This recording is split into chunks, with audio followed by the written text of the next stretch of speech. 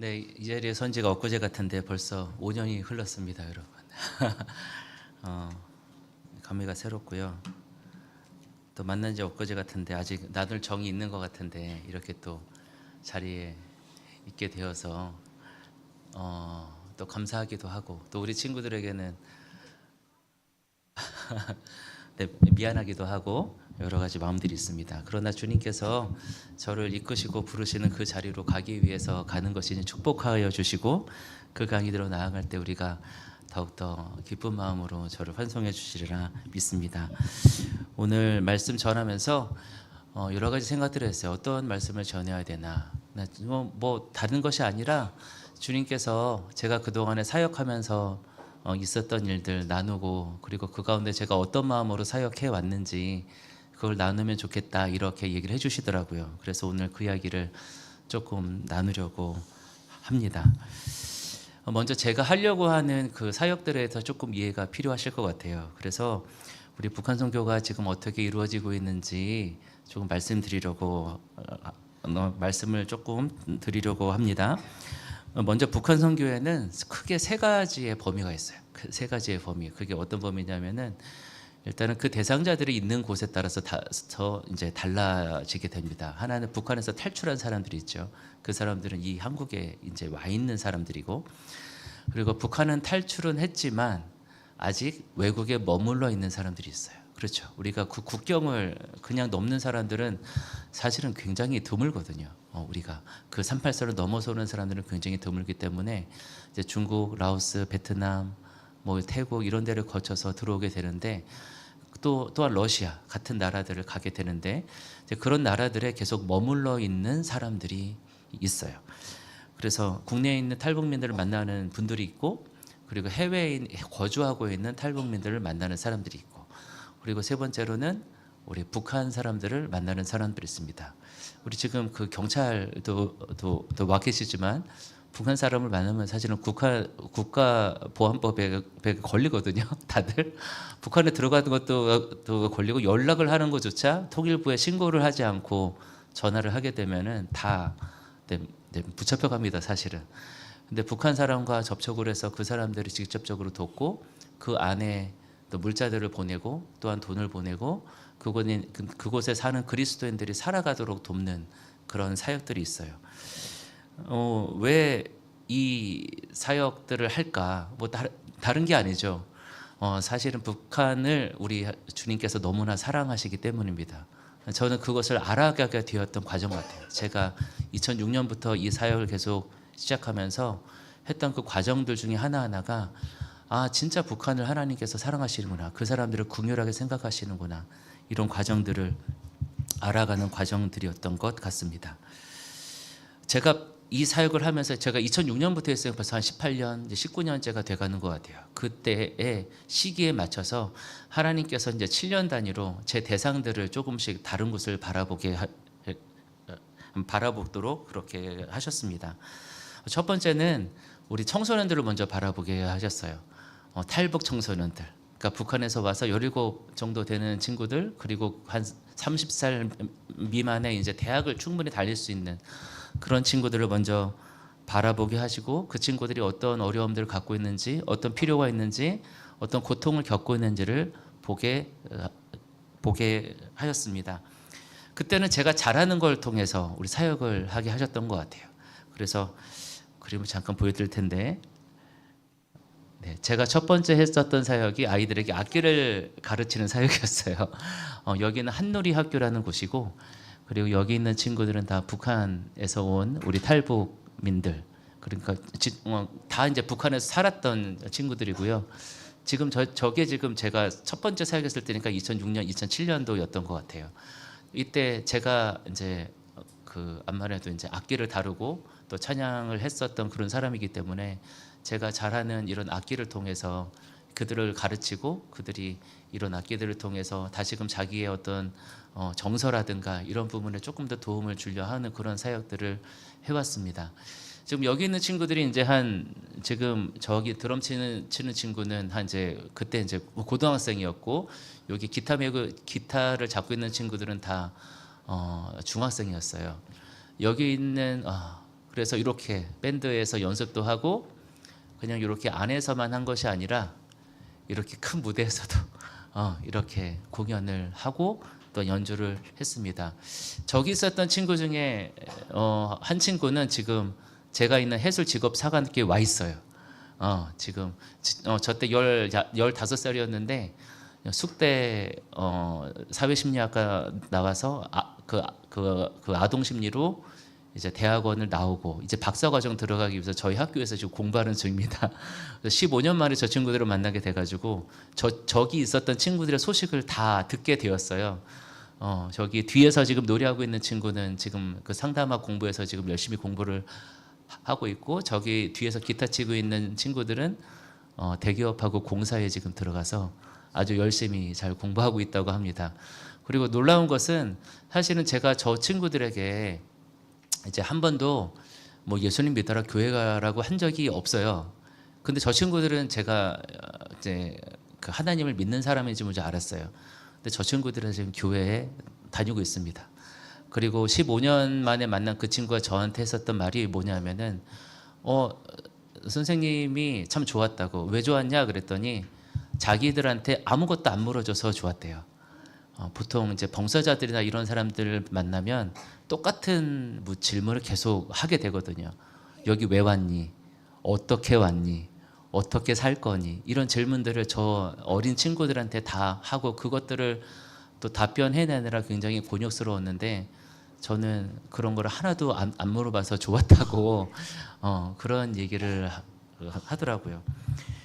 이 대상자를 안다는 것은 굉장히 중요한 것 같습니다. 제가 2006년도에 처음 시작할 때도 사실은 굉장히 어떤 한 작은 궁율함에 의해서 이 사역을 시작하게 되었는데, 그때 사실은 제가 이 대상자들이 어떤 사람들인지 몰랐기 때문에 어떻게 만나야 될지를 몰랐어요.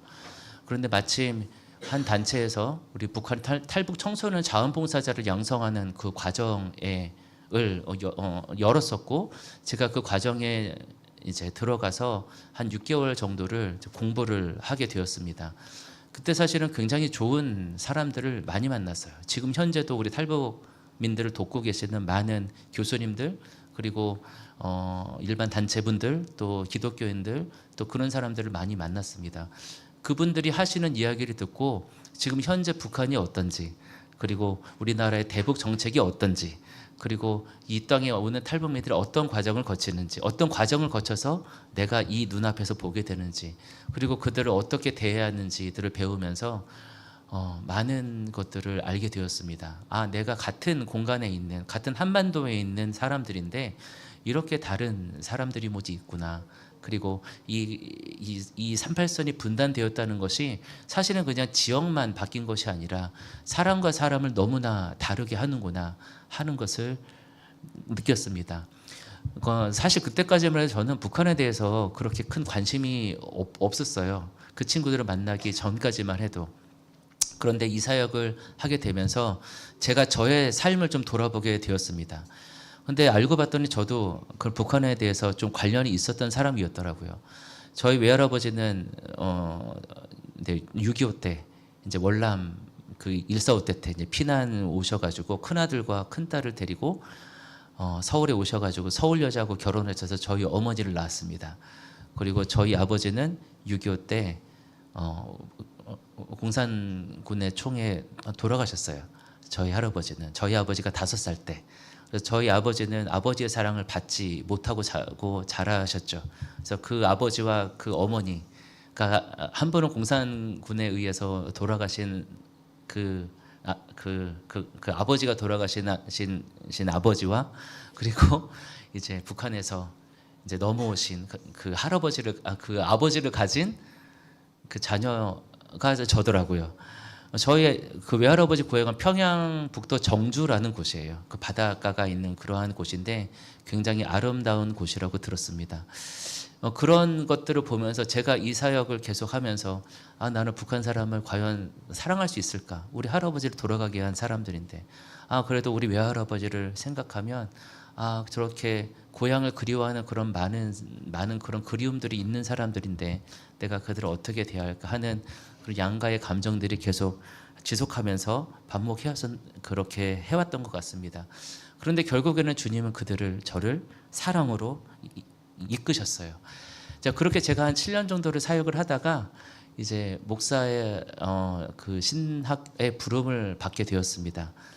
신학의 부름을 받아서 이제 목사가 되고 그런 과정을 거치면서 이제 기독교 NGO에 들어가게 되었어요. 제가 이전에 있었던 한국기독교 탈북민 정착지원협의회라는 곳에 들어가서 제가 만났던 사람들은 입국 초기의 사람들과 그리고 삶이 굉장히 어려운 사람들이었습니다.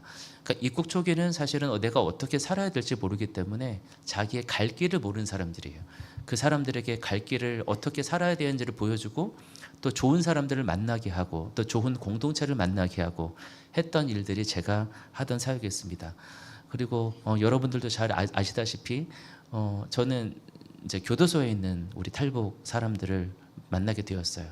지금 그 교도소에 있는 한 40%의 정도에 되는 사람들은 마약에 관련되어 있는 사람들이고 때로는 폭력과 알코올과 이런 것들에 관련되어 있는 사람들입니다. 지금 제가 만나는 사람들은 이제 무기 수도모지 있고요, 살인수들도 몇 명 있고요. 지금 되게 아마 생을 그 교도소에서 마감해야 되는 그런 분들도 계십니다.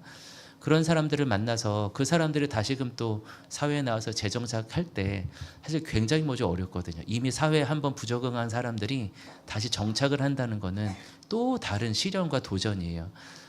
그것들에 대해서 제가 어떻게 감당해야 될까? 사실은 저는 아무런 힘이 없었죠. 제가 그 사람들을 어떻게 대해야 될지도 모르고 어떤 도움을 주어야 될지도 모르고. 그러나 이제 저는 이제 믿는 구석이 있죠. 바로 하나님이죠. 제가 이 사역을 하면서 그런 사역을 하면서 절실하게 느꼈던 것은 하나님께서 나를 어딘가로 이동하실 때는 사실은 그냥 이동하시는 게 아니시더라고요. 모든 것을 다 준비해 놓고 거기에 저를 탁 넣어 놓으시더라고요. 제가 그동안에 너무나 큰 은혜를 받았습니다. 그 사역을 하면서 많은 좋은 분들을 만났고요. 그리고 가장 힘들고 어려울 때 그때 많은 교회들의 도움으로 그들을 도울 수 있는 길을 열어주었습니다. 그리고 덕분에 이제 또 법무부와 교정본부라는 제가 사실은 그 전까지 꿈꿔보지 못했던 그런 사람들과 또 이야기도 나누게 되었고, 제가 하는 이야기가 그런 정책들에 또 반영이 돼서 또 실현되는 모습도 보았고요. 그런 과정들을 거치면서 하나님께서 나한테 이런 더 어렵고 힘든 사람들을 위해서 더 마음을 쓰라고 하나 보다, 그런 마음을 품었었죠. 근데 이제 코로나가 끝나갈 즈음에 또 한 사역을 만나게 됩니다. 이제 앞으로의 저의 7년이 어떻게 갈지, 아니면은 저의 앞으로의 사역이 어떻게 갈지 되게 궁금해지는 건데요. 바로 북한 내지에 있는 사람들에게 복음을 전할 수 있는 길을 열어 주었어요. 아마도 여러분들 기억하실 것입니다. 아마도 김성우 목사님이라는 분 아마 기억하실 거고, 그 김성우 목사님이 북한 내지 선교 사역을 하셨던 거고, 그 분이 섬기던 한 자매가 이제 북한에서 이제 한국으로 이제 오고 싶은데 어떻게 와야 될지를 몰라서 제가 있었던 단체로 찾아오게 되었고, 그 만남을 통해서 북한에 정말 복음을 전할 수 있는 방법이 있구나라는 것을 저는 알게 되었어요. 사실은 저는 그거는 다 거짓말이라고 생각을 했었거든요. 어떻게 북한에 복음이 들어가? 그거 풍선 가다가 다 터져. 실제로 다 터져요. 그러니까 그들한테 전환되는 거는 정말 일부에 지나지 않습니다. 성경을 넣어 그 사람들 다 터지고 발견하면은 뭐 다 전할 수도 없을 텐데, 사실 그거를 발견한 일반 사람들은 그것을 만지지도 못해요. 그거 만지는 순간, 내가 소지하는 순간 벌써 범죄자이기 때문에 그걸 사실은 만지지도 못하거든요. 그렇게 하는 일은 없어. 그런데 실제로 복음이 전해지더라고요. 그 안에서도 복음이 전해지고 그 안에서도 주님의 사랑과 은혜가 흐르더라고요. 제가 그 사실을 알게 되면서 이제 내가 이 땅 가운데 내가 그리스도인으로서 이들에게 조금 더 변화된 삶을 살기 위해서 내가 그들에게 복음을 전하고 그들에게 내가 주님의 사랑을 전하고 있는데, 정말 북한 사람들에게 복음을 전할 수 있는 길이 실제로 있다면 나도 그 일을 해봤으면 좋겠다라는 마음을 품게 하셨어요. 이제 그래서 지금 그 일을 같이 병행해서 하고 있습니다. 지금 북한에 여러 가지 물자들을 보내고요. 지금 중국으로 나와 있는 중국 여성 노동자들이 굉장히 열악한 환경에서 있어요. 그 노동자들에게 의약품과 생필품을 보내고 그들과의 관계를 통해서 그들이 나중에 또 북한에 돌아갔을 때 그들에게 새로운 길이 열릴 수 있는 그러한 길을 모색하는 그러한 사역들을 하고 있습니다. 이 사역을 하게 되면서 하나님은 제가 어느 것을 바라봐야 하는지를 알게 해주셨어요. 무엇을 바라봐야 하는가, 그리고 그들을 어떻게 바라봐야 하는가, 그 마음들을 그 눈들을 넓혀주시고 그 마음의 깊이를 점점점 깊게 해 주셨다고 믿습니다. 아마도 통일이 된다면은 우리가 뭐 흔하게 말하는 흡수 통일은 분명히 뭐지 아닐 거예요. 이미 나라에서는 흡수 통일의 방법은 이미 예전부터 생각하고 있지 않습니다. 제가 배웠던 바로는 그래요. 아마 두 체제가 당분간 유지가 될 것이고 바로 그때 여러 가지 일들이 일어나게 되겠죠. 아마 그때 북한에 있던 주민들이 조금은 사용될지도 모르겠습니다. 북한에 있는 사람들과 관계를 맺어야 되고 거기 있는 사람들에게 무언가 가르쳐야 되고 혹은 도로를 놓을 때 아니면은 뭐 여러 가지 일들을 할 때 북한 사람과 교제를 해야 되는데 사실 언어가 소통되기가 아주 어렵거든요. 우리가 북한 말을 몰라요. 북한 사람은 남한 말을 몰라요. 서로 말은 하지만 그 깊은 의미가 서로 통하지 않습니다. 그들과 서로 소통하려면 그들이 필요해요. 그러니까 그들이 복음에 있는 사람이 북한에 들어가서 그런 사역을 하게 된다면 아마도 주님은 그 일들을 통해서 무엇을 하실지 정말 저는 잘 상상이 가지 않습니다. 주님께서는 북한에 있는 그 한 영혼을 사랑하십니다. 그래서 저 같은 사람들을, 부족하지만 저 같은 사람들을 세우셔서 그곳에 그들의 사랑이, 주님의 사랑이 흐르게 하시죠. 근데 제가 이 사역하면서 굉장히 이제 어려웠던 것 중에 하나는 뭐냐면은 우리나라가 너무 이념화되어 있다는 거예요. 너무 이념화되어 있다는 거. 이 이념화되어 있다는 게 사실은 진리를 가립니다. 그 진리를 가림을 통해서 진짜 바라봐야 될 것이 무엇인지를 바라보지 못하게 해요. 많은 사람들이 이야기하죠. 인권과 평화, 그죠? 우리 보수 쪽에서는 이제 인권을 말하고요. 우리 진보 쪽에서는 사실 평화를 말합니다. 사실은 외국에서는 반대거든요. 외국에서는 반대인데 우리나라는 이상하게 그렇게 얘기를 합니다. 근데 북한에는 인권이 필요할까요? 평화가 필요할까요? 둘 다 뭐지 필요하죠. 그렇죠? 때에 따라서 하나님께서 이렇게도 하시고 저렇게도 하시는 것입니다. 사실은 두 개가 다 같이 해 나가야 될 거예요. 그렇지만 우리 그리스도인은 진짜 중요한 게 있죠. 인권도 평화도 이루기 위해서는 그들에게 복음이 전해져야 합니다. 그들에게 진짜 복음이 전해졌을 때 그들은 참다운 평안을 얻고요. 그리고 그들에게 복음이 전해졌을 때 그들은 참 인간이 어떻게 살아야 하는지를 진정으로 알게 됩니다. 그래서 그들에게 복음을 전해야 하는 거죠. 근데 그들이 우리와 너무 달라요. 북한에 있는 사람들이 우리와 너무 다릅니다. 무엇 때문일까요? 아마도 많은 분들이 상상하시듯이 북한에는 주체사상이라는 것으로 모든 것들이 세워져 있습니다. 이것이 그냥 단순한 정치적인 이념 같은 게 뭐지 아니고 사실은 생활 전반에 있는 문화예요. 그것으로 모든 삶의 기반들이 세워졌습니다. 그래서 그것들이 삶에 녹아 있기 때문에 그들이 뭐 많은 교육을 받지만 그 교육을 받지 않는다 할지라도 이미 그것들이 몸에 배어져 있어요. 자, 그래서 이 삶의 문화라는 게 얼마나 대단한 것이냐면은 지식은 다시 배우면 돼요. 그렇죠? 지식은 새로운 지식을 다시 배우면 깨질 수 있습니다. 근데요, 내가 문화로 체득한 것은 나의 삶으로 체득한 것은 쉽게 변하지가 않아요. 그냥 나옵니다. 어떤 상황에 처했을 때 그냥 나오는 것이 문화거든요. 우리 북에서 온 사람들이 가장 어려워하는 것이 뭘까요? 북한에서처럼 남한에서 할 때 어려워집니다. 북한에서처럼 남한에서 생각할 때 그 사람들이 어려워져요. 남한에서는 나만의 방식이 있죠. 나만의 말투가 있죠. 나만의 상식이 있죠. 하지만 그 상식이 북한과 남한은 너무나도 달라요. 자, 이런 것들을 바라보면서 그들이 어떻게 보면 완벽한 이단 사회에 있는 그들을 어떻게 바라봐야 될까? 그들을 어떻게 내가 궁휼하게 생각할 수 있을까?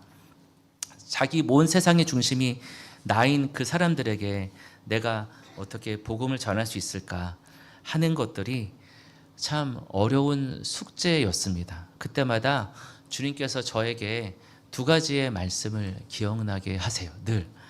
그 말씀의 첫 번째는 바로 야고보서 1장 2절에서 4절 말씀입니다. 제가 한번 읽어보겠습니다. 아마 여러분들이 다 읽기 잘하시는 말씀입니다. 나의 형제자매 여러분, 여러 가지 시험에 빠질 때에 그것을 더할 나위 없는 기쁨으로 생각하십시오. 여러분은 믿음의 시련을 인내를 낳는다는 것을 알고 있습니다. 여러분은 인내를 충분히 발휘하여 조금도 부족함이 없이 완전하고 성숙한 사람이 되십시오. 사역하다 보면은 많은 어려움들이 있죠. 그렇죠? 아마 우리의 삶 가운데도 신앙생활 하는 데에도 많은 어려움들이 있습니다. 왜 그럴까요? 서로 가치관이 다른 곳에서 살아가는 사람들이기 때문에 그렇습니다. 우리는 하나님의 가치관으로 살아가죠. 세상은 세상의 가치관으로 살아가게 됩니다. 그 시험은 사실은 다양한 방식으로 올 수도 있죠. 외부에서 올 수도 있고요. 나로부터 올 수도 있고요. 그런데 어떤 시험이건 그 시험을 만났을 때는 때로는 불 가운데 지나가는 것 같고요. 때로는 바다 위로 걸어가는 것 같습니다. 그때 내가 어떻게 해야 될까? 사실은 주님을 붙드는 것밖에는 방법이 없어요. 근데 이 시험 만났을 때 그런 마음 들기가 참 어려운 것 같습니다. 제가 많은 사역자들을 사실은 이 일을 하면서 많이 만났는데 이 사역의 가장 큰 시험이 뭐냐 하면은 욕심이에요. 욕심이 이게 어떤 말이냐면은 많은 사람들이 사실은 그 북한 사람들을 내가 열심히 만나서 그 사역의 열매들을 내가 갖기를 원해요. 그 사역의 열매가 뭘까요? 그 사람들이 교회를 가고 신앙을 믿고 살아가고 하는 것들을 열매로 알고 계시죠. 근데 이 사람들이 변화되려면 굉장히 오랜 시간이 걸리거든요. 지금 3만 명 정도의 사람들이 이 땅에서 지금 살아가고 있는데 이 남한 땅에서 그중에 정말 예수님을 믿음으로 믿고 살아가는 사람들은 10%도 되지 않는 것 같습니다. 그럼 나머지 사람들은 뭘까요? 한 절반 정도의 사람들이 내가 기독교인이라고 우리 북한 사람들이 북한에서 온 탈북민들이 고백을 하는데 나머지 사람들은 뭘까요? 그러면 말씀대로 살아가지 않고 그냥 교회는 가지 않지만 나는 하나님을 알아 하는 그런 사람들이에요. 우리 선교사님들, 제가 만났던 선교사님들의 가장 큰 시험 중에 하나는 욕심이었습니다. 욕심. 내가 저 사역을 갖고 싶은 욕심.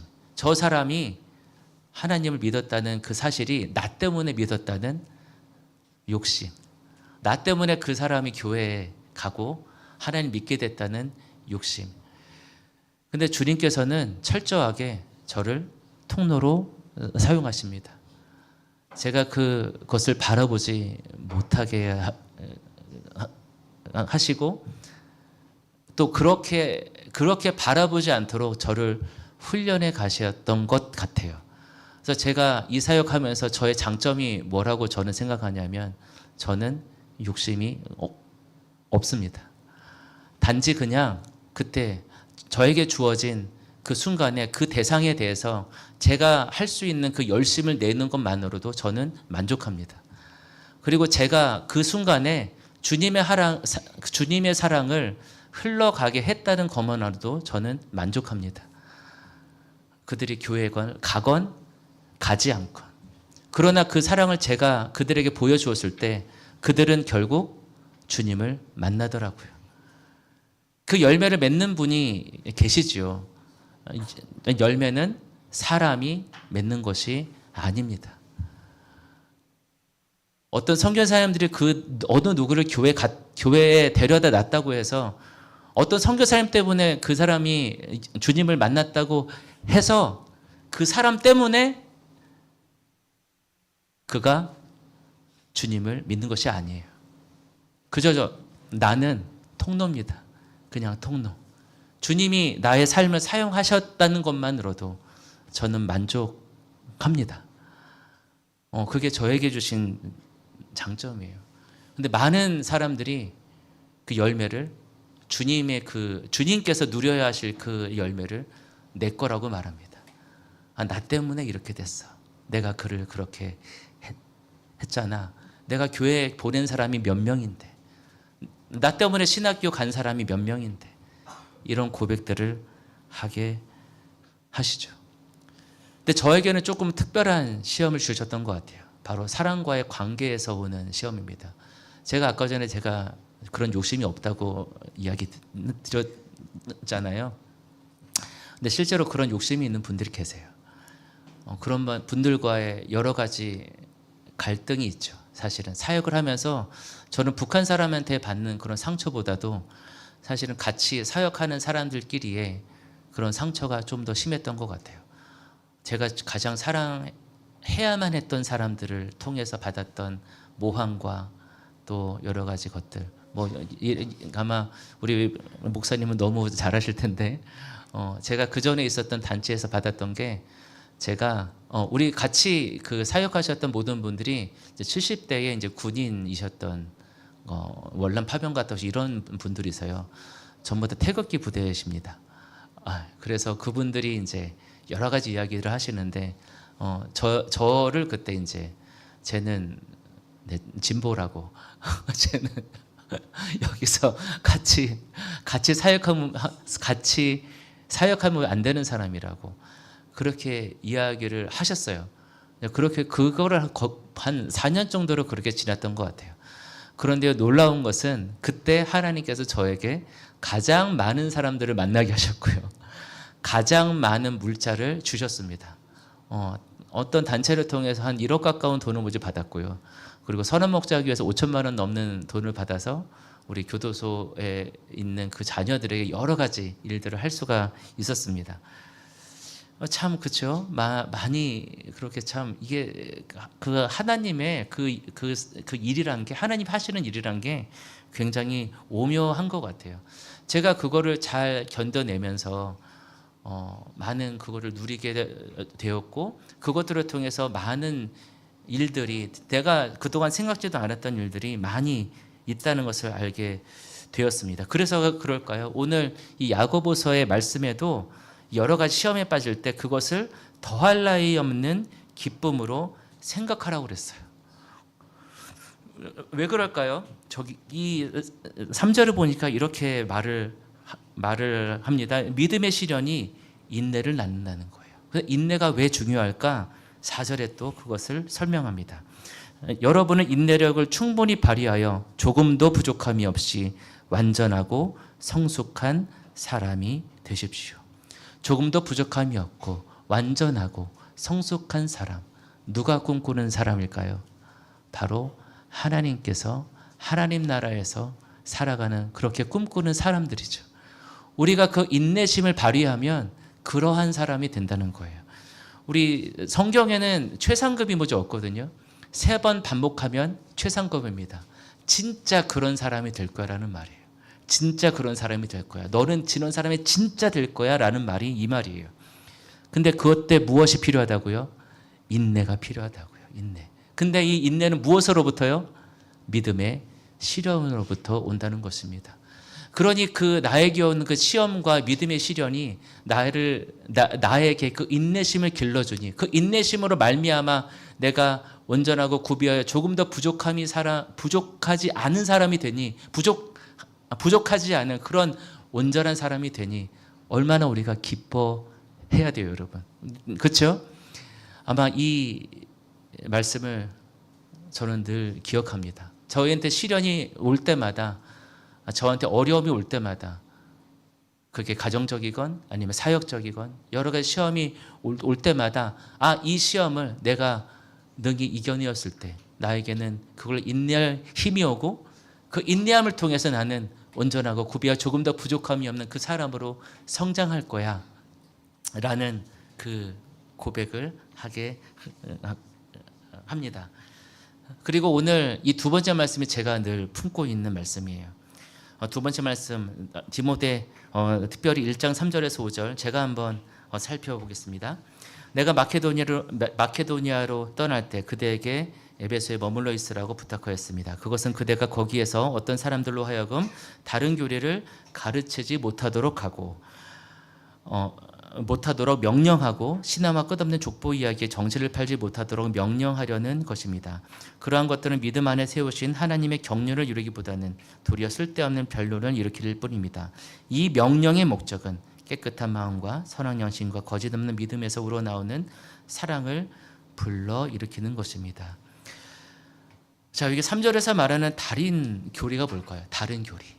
아마도 복음의 핵심에서 벗어난 교리를 말할 것입니다. 그렇다면 이 다른 교리의 반대말이 뭘까요? 이 우리가 보는 이 본문 안에 있습니다. 바로 11절에 건전한 복음이라고 말하고 있어요. 11절에 건전한 복음.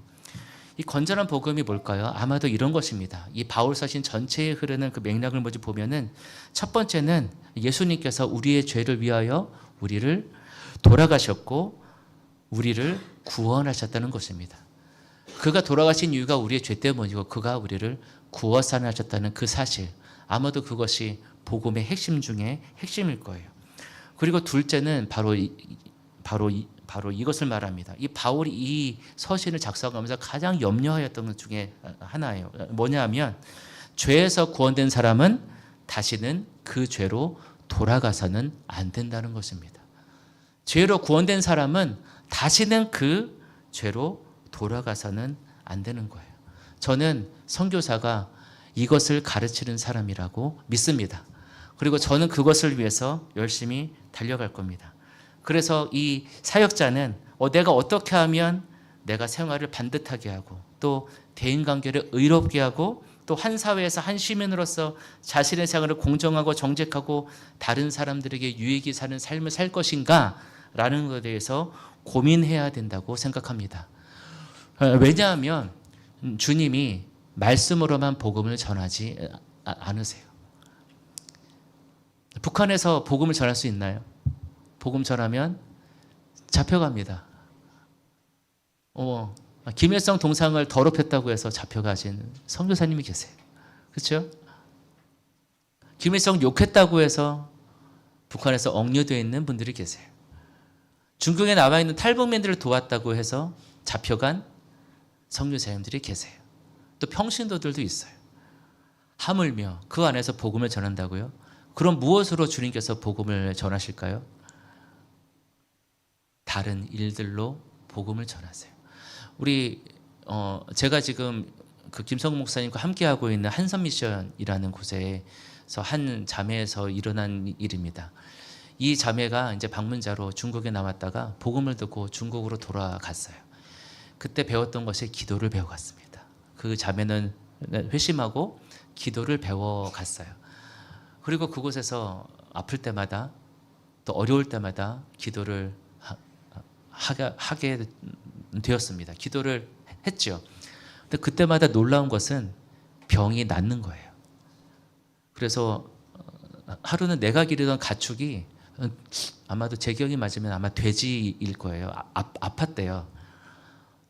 그래서 돼지한테 기도를 했대요. 근데 그 병이 났어요. 근데 그 사실을 알게 됐어요. 다른 사람들이.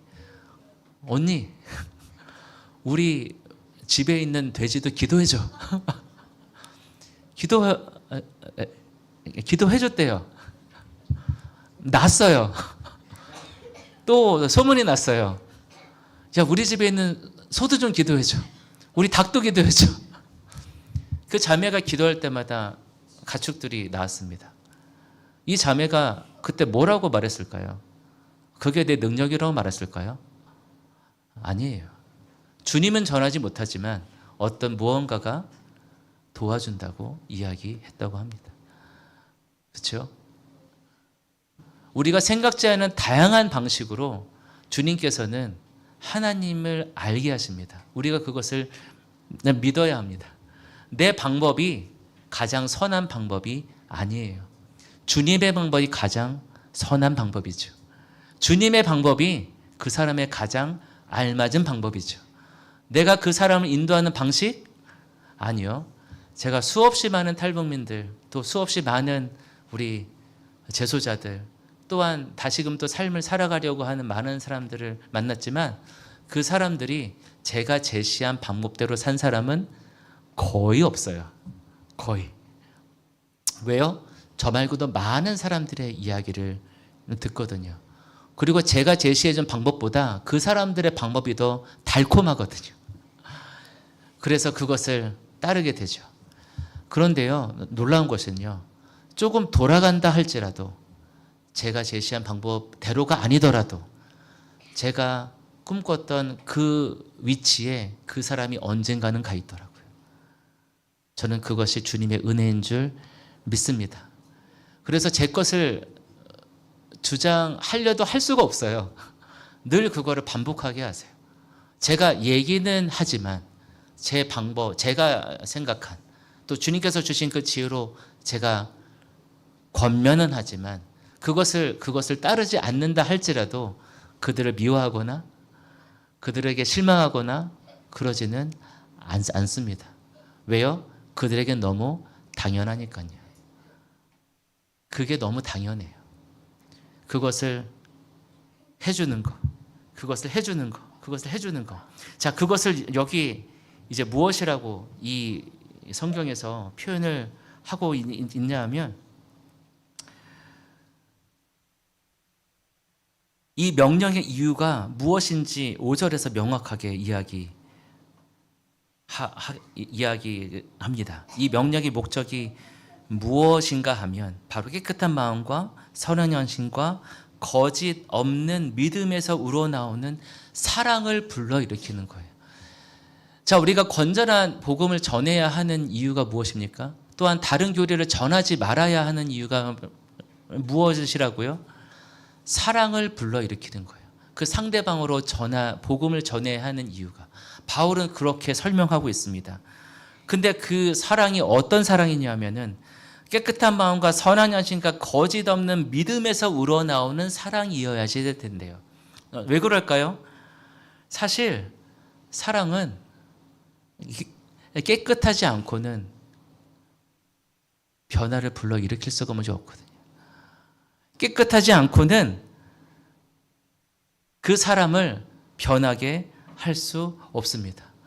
많은 사람들이, 저도 지금 학교에 있지만 사람들을 교육한다고, 우리 아이들을 교육한다고 사람이 변할까요? 아니요. 제가 경험했던 바는 결코 교육이 변하게 하지 않아요. 조금 도움은 줄 수 있죠. 그들을 변하게 하는 건 바로 사랑입니다. 사랑. 마태복음 22장에서 37절 39절에 우리 예수님의 대선언을 여러분은 기억하실 것입니다.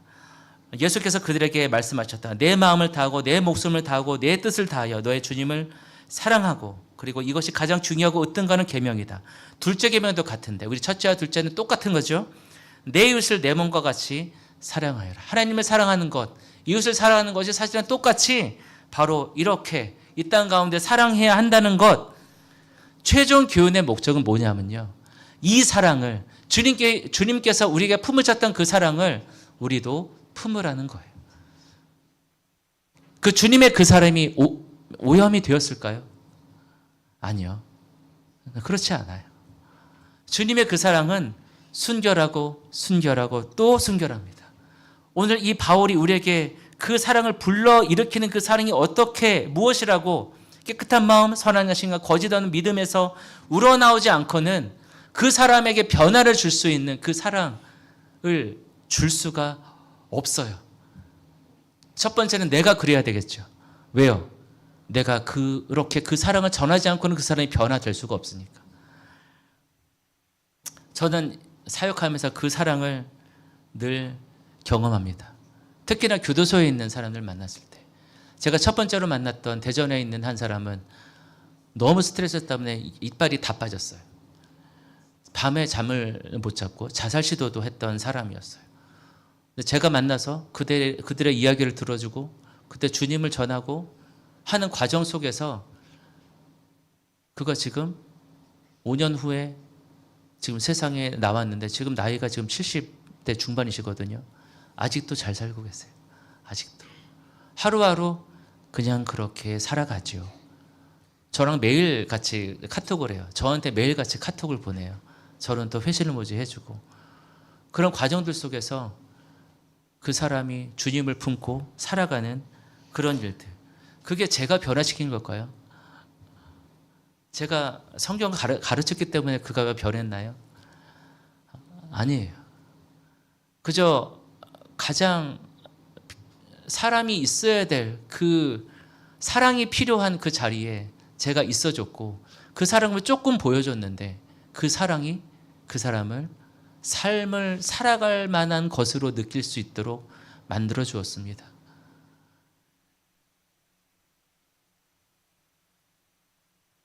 내가 그 대상자를 진정으로 살아가지 않으면 그 사랑을 전할 수 없음을 고백합니다.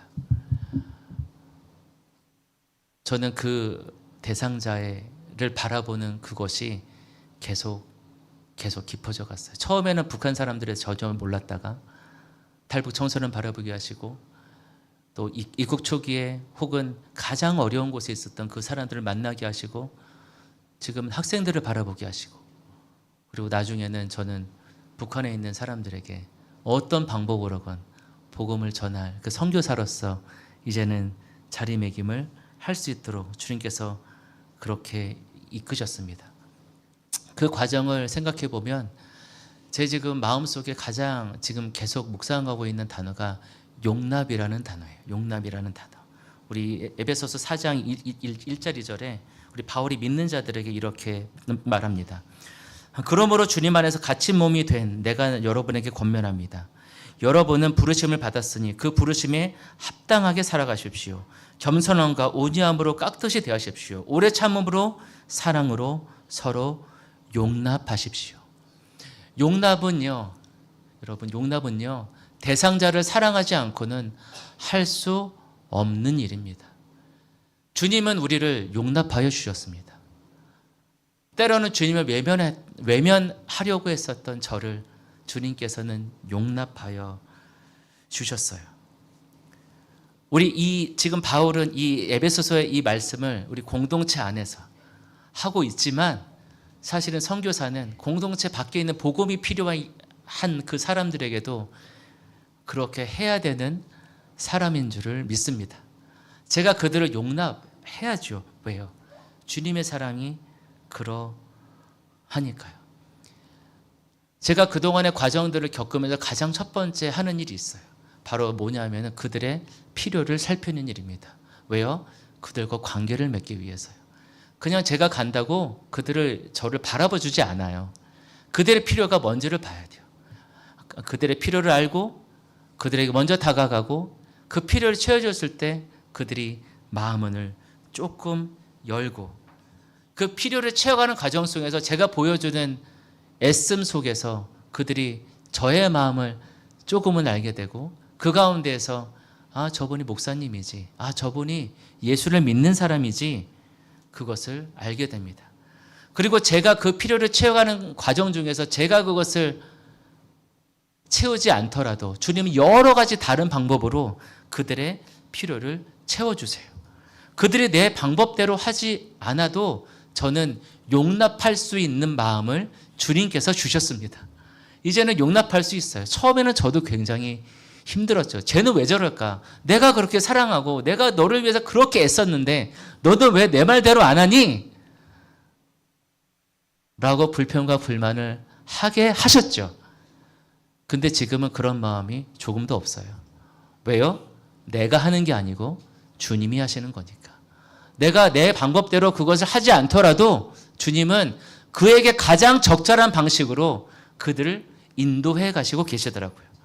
저는 우리 공동체 안에도 이 용납함이 필요하다고 생각합니다. 서로의 그 허물을 바라보면서 서로의 허물이 이 바울의 이 고백처럼 그것이 우리 진리에 그렇게 어긋나지 않는 것. 우리 10절에 이렇게 고백하고 있죠. 무엇이든지 건전한 겨울에 배치되는 일이 아니라면 나는 용납할 수 있습니다. 그러한 사랑이 어디에서 나온다고요? 바로 거짓 없는 깨끗한 마음, 선한 양심, 거짓 없는 믿음으로부터 그런 사랑이 나온다는 것입니다. 그래서 그렇게 우리를 단련하기 위해서 끝없이 노력해야 하는 것이죠. 우리가 하나님의 목적에 집중하기 위해서 정말 깨끗한 마음이 필요해요, 여러분. 무엇에 오염되면, 무엇이 더 있으면 하나님께 집중할 수가 없습니다. 뭘 자꾸 섞으면 집중할 수 없어요. 특별하게 사랑과의 관계는 더 그러해야 되죠. 내가 누군가에게 무언가를 기대하거나 내가 바라던 그 모양대로 누군가를 만들려고 하면 주님의 그 사랑이 전해지지 않아요. 그 사랑이 전해지지 않습니다. 그런데 안타깝게도 우리 세상에는 그런 문화들이 너무 많죠. 그리고 그렇게 하기 위해서 누군가를 베풀죠. 그래서 그 반대급부를 얻습니다. 그러나 주님은 그것을 결코 기뻐하지 않으십니다. 우리의 모든 것들이 그런 사랑이 나오기 위해서는 우리가 순결해야 되고 정결해야 되고 그리고 선한 그 마음을 가져야 할 줄로 믿습니다. 이 말 또한 마찬가지예요. 거짓 없는 우리 깨끗한 마음, 선한 양심, 거짓 없는 믿음이 다 같은 말이죠. 다 같은 말입니다. 3번 반복되면은 뭐라고요? 최상급이라고요. 이것이 얼마나 중요한지 주님은 또 강조하고 계시지요. 오늘 우리가 이 말씀을 가지고 살아가야 할 때, 제가 선교사로서 살아가야 할 때 제가 집중해야 될 것이 바로 이것인 줄을 믿습니다. 그리고 이것을 위해서 저는 제 믿음의 분량대로 제가 할 수 있는 일들을 열심히 해갈 것이고 또 그것들을 통해서 많은 경험들을 하게 하시는 그것들을 통해서 이것들을 또 증명해 갈 것입니다. 그리고 또 저를 훈련해야 되겠죠. 제가 오염되지 않도록 다른 욕심으로부터 다른 어떤 욕망으로부터 오염되지 않도록 저를 또 끝없이 훈련하고 또 경계하고 주님의 도우심을 바라야 할 줄로 믿습니다.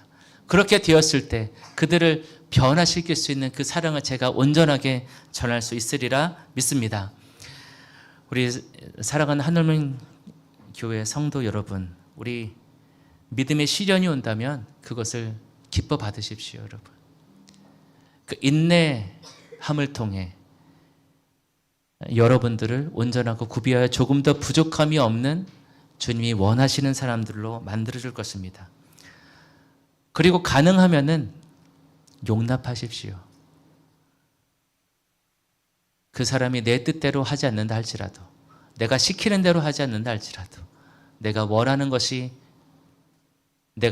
대로 하지 않는다 할지라도 그것이 건전한 복음에 배치되지 않는 일이라면 서로 용납할 수 있는 그 사랑을 품기를 원합니다.